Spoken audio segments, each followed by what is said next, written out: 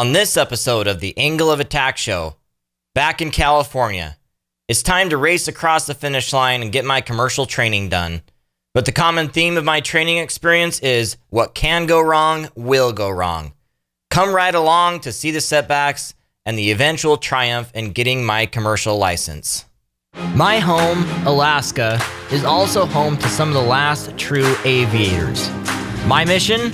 Grow as an aviator through flying with my neighbors and friends in the backcountry and beyond. At times I'll strike out on my own, even outside the 49th state, seeking new experiences, growing skills, staying sharp, and practicing safety. Jump aboard and ride along in this, another chapter of my aviation story. I'm back in California to finish my commercial training in what has been a tumultuous time to try to get this done. I started out thinking I could do it in a week, and that didn't work out. Then I continued my training in Utah. I have videos for both of those, and now I'm back to do the final push to get this thing done and to finally go home to Alaska. Now, this was about a month at this point that I hadn't been home, and I was really eager to wrap this up, cross this thing off my list, and get on to the next part of my training, which would be my certified flight instructor training. Anyone that's an av geek knows that if you stop in California, especially if you go to Los Angeles Airport, then you need to go to In-N-Out Burger. So I met up with my friend, Mike Rushforth. He actually does the music for this show. And we went to In-N-Out Burger to see the big planes come in, which was a lot of fun.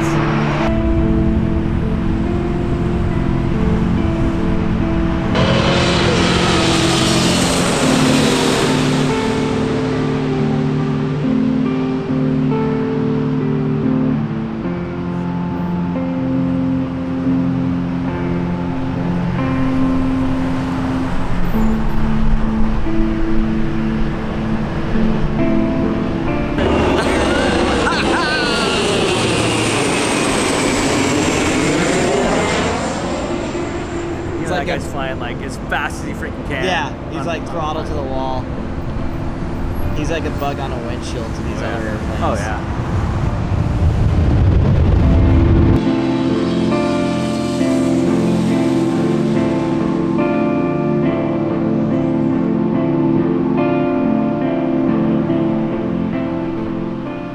Another cool part about California is there are a lot of nice airplanes, just like there are a lot of nice cars.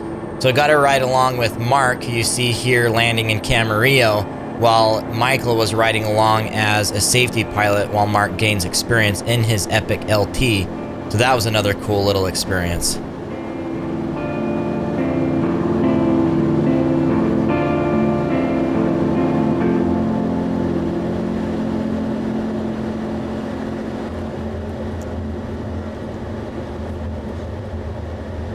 Another reason I chose California for my flight training was the fact that my family was nearby. So my wife's dad actually grew up nearby, and I had some family who was living here. So we had a little family at the airport evening where the kids got to come and look at the airplane. And then my brother-in-law and I went up for a nice sunset flight to also take some pictures of some construction projects that he was working on.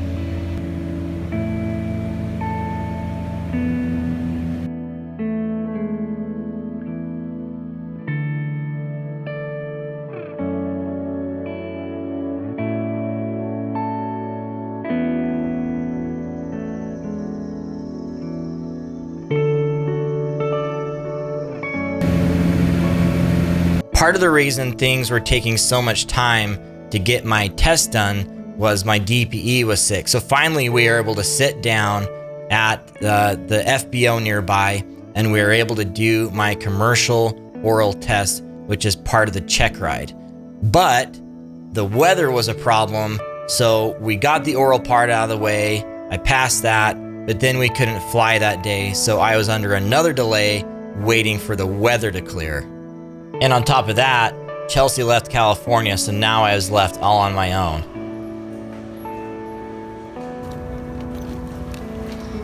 So I just found out kind of last minute that I'm going to be flying up to Santa Maria and doing my check ride there. So I've been reeling for a few minutes here, trying to scramble and figure that out and answer some questions for myself and with my instructor.